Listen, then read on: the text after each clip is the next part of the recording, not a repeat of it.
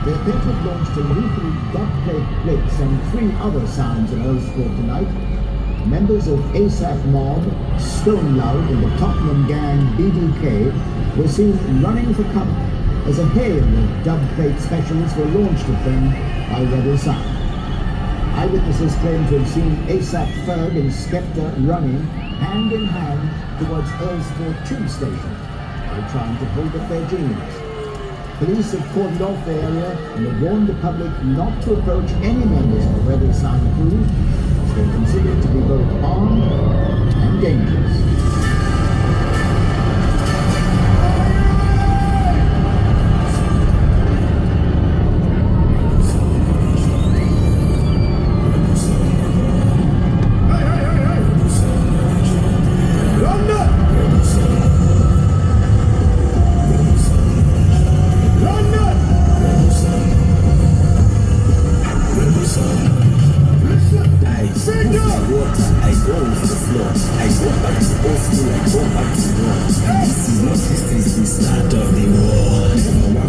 Some killing you all.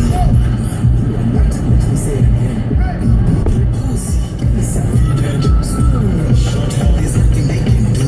It's no problem for me.